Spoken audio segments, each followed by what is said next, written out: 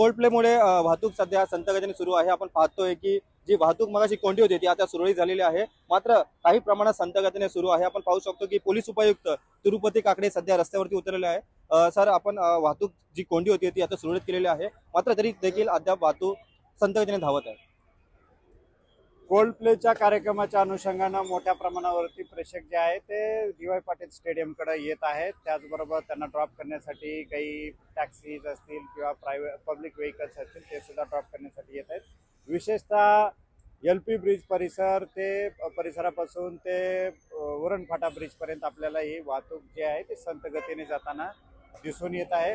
कारण मोठ्या प्रमाणावरती वाहनं आहेत, काही पिकअप आणि ड्रॉप फॅसिलिटी सुद्धा आपण भीमाशंकर मैदान येथे दिलेली आहे। रयेच्या सर्कलच्या आसपास तिथं ड्रॉप पॉईंट आणि पिकअप पॉईंट दिलेले आहेत, त्या ठिकाणी सुद्धा वाहनं जे आहेत ते संथ गतीने दिसत आहेत। आणि मोठ्या प्रमाणावरती वाहतूक असल्या कारणानं वाहतूक जी आहे कुठं थांबलेली नाही आहे, मात्र संथ गतीने चालू आहे।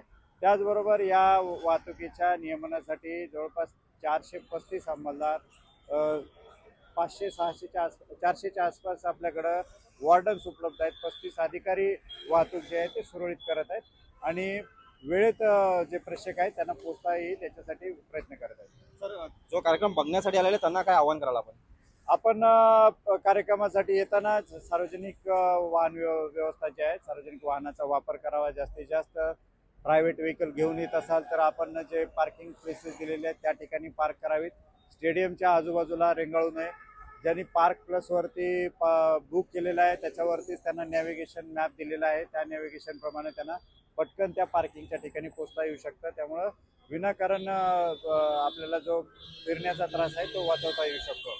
आणि जे ओला उबर असतील किंवा जे प्रायव्हेट टॅक्सी चालवणारे असतील त्यांना सुद्धा सूचना आहे की आपली व्हेकल जे आहे ते आपल्याला निश्चित केलेल्या ठिकाणी थांबवायचे आहेत आणि तिथूनच जे आहे ते प्रवाशांना घ्यायचं आहे।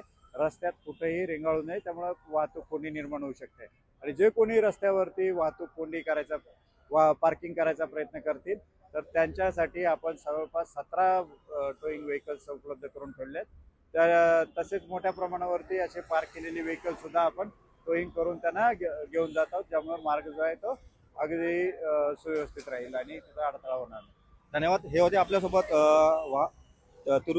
पोलीस वाहन तिरुपती काकडेजी यांची अशी प्रतिक्रिया आहे की वाहने ही ज्या ठिकाणी पार्किंगची व्यवस्था केली आहे त्या ठिकाणीच पार्किंग करावी, अशी जी प्रतिक्रिया आहे ती तिरुपती काकडे यांनी व्यक्त केलेली आहे। कॅमेरा पर्सन राजेंद्र साह, मी रवी कराड, TV9 मराठी, नवी मुंबई।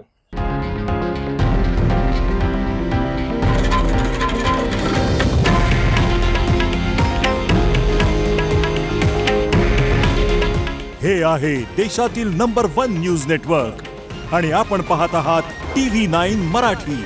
काळजी तुमची, हित महाराष्ट्राचं।